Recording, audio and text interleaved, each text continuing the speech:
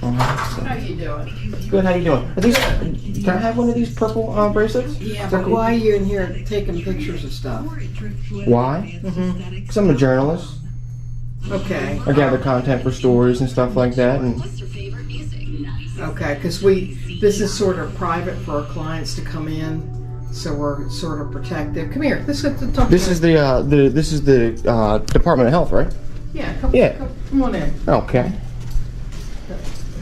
Appreciate you. Purple's my favorite color, and I support the message. So. Okay. Maggie. Okay, I got somebody with me. Sir, what's your name? Me? I just go by good citizen. I don't like to Okay. I don't like to divulge any like personal information while I'm conducting the stories. That way I don't, Okay. This is a director, so why don't you explain? Anonymity is the word I believe that I'm trying to contain. Anonymity. Yes, ma'am. Yep. You need to shut that down. That means you need to turn that off. Well, that's why I was trying to stay in the lobby out there. Okay, yeah, let's stay in the lobby Okay. at least. Okay. Yeah. Can you tell me what your business is here, or what we can do for you? Yeah, I'm just gathering content for a story. I told her I'm a journalist. I'm gathering content for a story. Or area? Just a private company. Which is the name? Independent. Well, it's called The Independent? No, it's an independent company. Which is it called? I'm saying, like, which platform would Well, it's a private company, so it's not public. But what platform would it be shown on? Whichever ones I choose to publish it on. Okay. I'll be right out, Joanna. Okay. Whichever ones I may choose to publish it. Yeah, that's why I was trying to, stay out here in the public areas. That's why I was trying to clarify that this was the Department of Health, because, the lobbies and stuff like that are open to the public. You've been asked to turn that off. Yeah, no, I know. Yeah, well, if we ask you to do something, you sort of have to do it. Oh, are you my boss, or? No. Let's right. She's going to have to come out and clear you. Okay. All right. Come on out. Let's go out of the building. Oh, no, I'm good. This building's open to the public, you said. Yeah, but the lobby come is. in here and film. So. Yeah. Okay. That's how the First Amendment works. Welcome back to the channel where we explore encounters exposing police overreach and corruption. Today's story begins with a man peacefully exercising his First Amendment right to record in public, a basic protection under the Constitution. He enters what appears to be a public health department, calmly explaining he's a journalist gathering content for a story. Yet, instead of cooperation, he's met with confusion and hostility. Public employees claim the space is private and demand he stop recording, forgetting that taxpayer-funded areas remain open to the public. What starts as a lawful act of journalism quickly escalates into a confrontation over ignorance and power. This simple act of filming will soon reveal how fragile accountability can be when authority feels threatened. I have the right to freedom of press, so you can gather content in public and publicly accessible areas. You have the right to film and photograph. Have a seat. No, I'm good. I'm okay. I'm not going to sit. Not a dog. I don't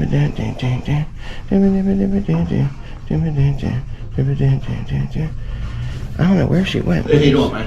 What's up, buddy? Yeah, I'm Sergeant Larimore, Centerville Police Department. Everything's being visually and audibly recorded on camera. Yes, sir. What did you say your name was? Sergeant Larimore with Centerville Police Sergeant Department. Larimore? Yes. Okay. All right. You are related to Larimore, are you? No. No. Had a friend of mine got married to someone named that, so I didn't know. I don't know that person personally, but okay. Yep. Cool. Hey, what are you doing here today? Just taking pictures here in the public lobby and stuff like that, gathering content for a story. Okay. They called, I guess, did they ask you to leave, or they asked you what you were doing here? Or? Yeah, they asked what I was doing, and I explained that I was exercising my First Amendment right, freedom of press, to gather content in public and publicly accessible areas, and that was all. Okay. I didn't bother anybody. I didn't go up to anybody. The only question I asked was if I was allowed to have one of these bracelets, and she said yeah. I said, cool, I support the message of, getting help when you need it. I did ask this lady here at the desk what services they provide to people, and she said if you need substance abuse counseling, or if you just need counseling at all for emotional or general things, you can come here if you receive like state insurance, and they'll help you and kind of guide you to the right location for that. So as I was explaining to her, I just kind of provide this information to the public in a more simplistic form. The QueenAnnesCounty.gov site is a little confusing. So yeah, I haven't been on this. It's weird, man. It took me. I couldn't even find like the address for here. I ended up having to go to Google and hope this was right, and then like kind of walk around here and find out. I didn't even think. Are you from here? Are you from this area? I like to answer personal questions, unfortunately. Okay. Have you been over to the health department? See what they offer? No. I was going to go over there next. I know there's also like a. Well, I asked her. She said this was the health department. No. So the health department, it's almost the parking garage wasn't. Next voice, the auditor maintains composure, politely clarifying that the Department of Health lobby is a public area and that filming there is a protected right. His professionalism stands out. He never raises his voice or becomes aggressive. When police are called, the contrast between his calm explanations and their defensive posture becomes striking. The officer arrives and questions him, but the auditor carefully explains that he is gathering public information for the community's benefit. He even educates the officer on constitutional rights, reminding him that filming public employees in public spaces is not a crime. Despite this, the situation exposes a dangerous truth. Many officials misunderstand or ignore the rights they swore to protect. Next door, you'd be able to look right across the street and see it. Okay. It's directly across the street. Okay. See, that's what I was confused on. I asked if this was the health department. She said yes, so that's why I was just making sure. I wanted to make sure that I was in the public lobby of the health department. No, so the health department's actually across the... Oh, okay. Yeah, I got no problem going over there. Perfect. Yeah. No, well, my question is this lobby open to the public? It is. Because it is. Then, well, if it is, then what I'm doing isn't wrong, and I shouldn't. So I guess they shouldn't. ask you to leave. Well, what will be the reasoning for asking me to leave? I don't know why they... That would be discrimination, sir. So... Yeah. Well, So like I actually, said- I have the right to the same public services as every other private citizen, and depriving me of that would actually be a Here violation. to get a service? Well, I may be. I hadn't gotten that far yet. Like I said, I asked to him. help you. Like I said, I asked some questions. I was getting there. I hadn't, I was gathering my content without people in the story, and then I do a part of the story where I gather it. Anywhere else in the building besides the lobby? No, only the part where she took me to. And then once she took me in there, I saw the sign said private, and it looked like someone's office. So I recommended that maybe I go back into the lobby because I didn't want to be in an area that I shouldn't be in. So I actually removed myself from an area that I didn't think I should be in that she took me to. All right, I'm going to talk with her real quick. Cool. And we'll go from there. Awesome. But yeah, so it's this lady down here at the very end of the hall. But yeah, so she was out here making like Let me weird... talk to you. Yeah, she was making weird directives and trying to tell me to go outside, and I just said, again, like that's it.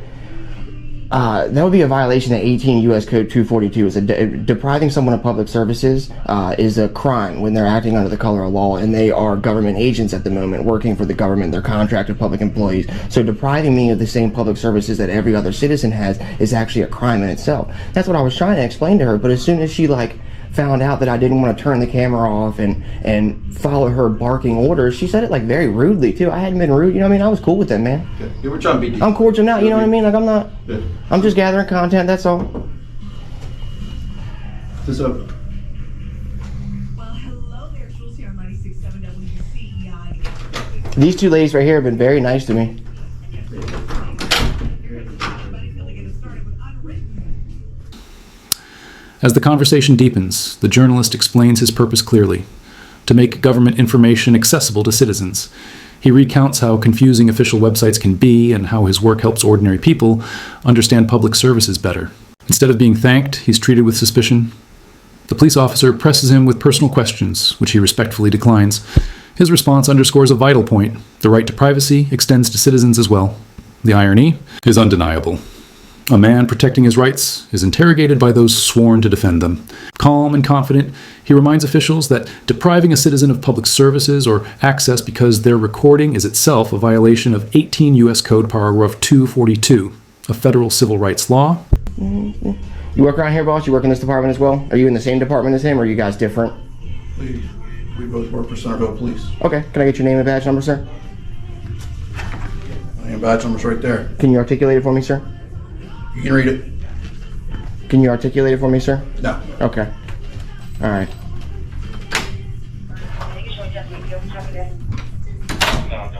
What was your position, sir? What was your position? He's talking to you. Okay, what was your position, sir? I'm talking to you, though. What was your position? I'm a corporal. Corporal. And you said you were LT? No, I'm Sergeant No, Larry Sergeant. with Centerville. Are you his supervisor? I am. Can I get him to articulate his name, sir? I can't see it from all the way over there, but I don't like getting in the 6-foot bubble. It's Corporal Surveil. Surveil. And can I get his badge number, sir? 1068. 1068. Surveil 10. Like I said, sir, I can't see you from over here. Sorry. That's all. So look, What's up? I guess you're interfering with their work, and How? you can't come in and interfere with their work. You can't No, I'm pace not. up and down the hallway. I All right? wasn't. Sorry, I was They've just asked- checking out the public areas, that's all. Okay, well, they've asked you to leave. Apparently, you were in the supervisor's face earlier with the camera. No, absolutely not. Yeah, She came out here. disorderly. I have it all on camera, sir. Well, She they'd came like out for you- here. They would like for you to leave. all Okay, right? and I would like to show you the evidence that I'm the... not interested in that right now. Okay? Because Okay. As far as I'm concerned, at this Okay, point. well, at this point, you're we're just- violating my civil rights because I haven't done any of that, sir. I have evidence that I haven't done any You of were over at that. the courthouse earlier too, right? Yeah, I walked in. I asked if I could go into the areas that weren't considered the courthouse because per Maryland 16-208, I'm not allowed to record in courthouse and courthouse facilities. So I asked if I could go into the other facilities that aren't part of the courthouse. He said no, so I left. That was no issue. I went into City Hall. I talked to the lady there. I didn't go past the sign. She said this is everything. Cool. Do you have I any other left. belongings with you right now? Yeah. You My do stuff. where? My stuff. Am I with me? Yeah. I mean, like you have a bag or anything? No. with you? No. Okay. I'd No. like to ask Where's you your maybe guys? at this point. Okay. All right. Okay. I'm gonna leave under threat of arrest, I guess. Are you guys gonna Okay. threaten to arrest me if I don't leave, or? Well, they don't want you here. Oh, I'm asking. Are you threatening to arrest me if I don't Well, if leave? you, or- if you don't leave, you could be arrested. Okay, so I'm gonna leave under threat of arrest, under violation. Moments later, more officers arrive, and their tone becomes colder. One refuses to state his name, another hides his badge number. The journalist insists accountability begins with identification. But instead of transparency, he's met with arrogance. The officers accuse him of interfering with business, a claim easily disproved by his footage. No laws are broken, yet they demand he leave the public lobby. The imbalance of power is stark. 3 armed officers pressuring a peaceful man with a camera. Knowing his rights, he states clearly that leaving under threat of arrest is coerced compliance, not consent. His calmness contrasts sharply with their aggression, revealing the thin line between authority and abuse. Of my rights. Okay. So. I'd like for you to leave at this time. Okay. Okay, and can I get his name and badge number as well, sir? Yeah, that's Sergeant Hobbs. Sergeant Hobbs, and take his badge number as well? It's on his vest. 1057. Okay, and where's your guys' police department It's located at the at, bottom sir? of the hill, 420 North Commerce Right Street. here?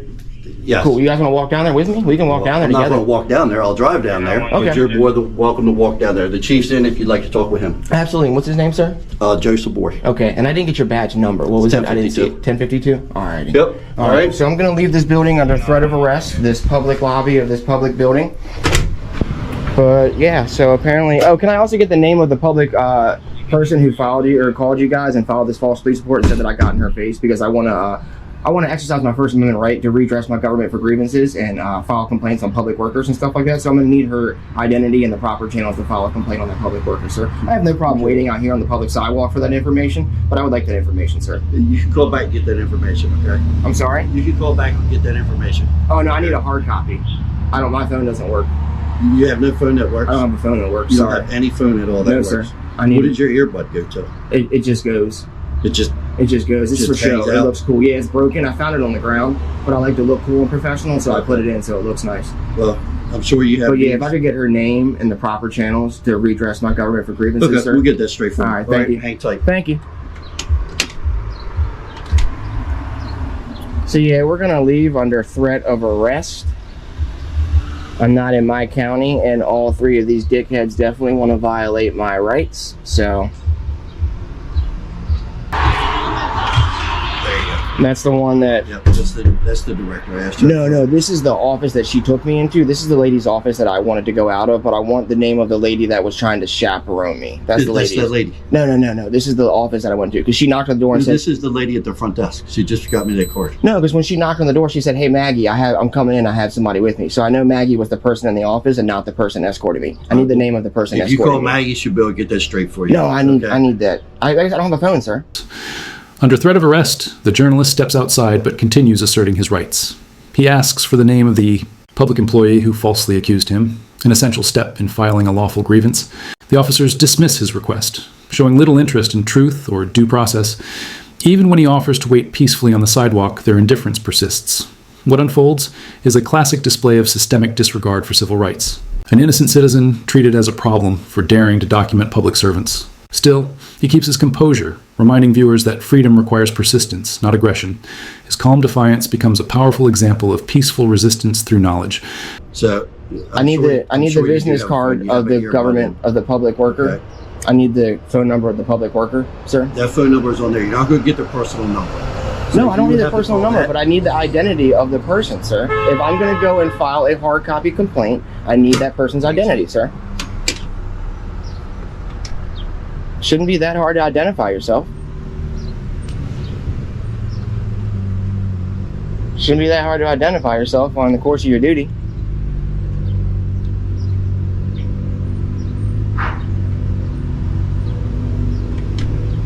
Come on now. Okay, so that's her supervisor, and that's Uh-huh. the lady directly spoke to. Thank you. Thank you. Okay. That's all I needed, man. Yeah. I'm not being mean to y'all or anything. It No shouldn't be that problem. hard to identify themselves in the course of their duty. But, you know, I don't appreciate people lying upon me. I That's all. understand where you're coming from, too. Okay? I hope you Alright. do, because I haven't done anything wrong and they lied upon me, and you came out here and believed them, even though I had video evidence, sir. And Okay. that's what's. I'm not here But you to are. fall into You your are. game. You're.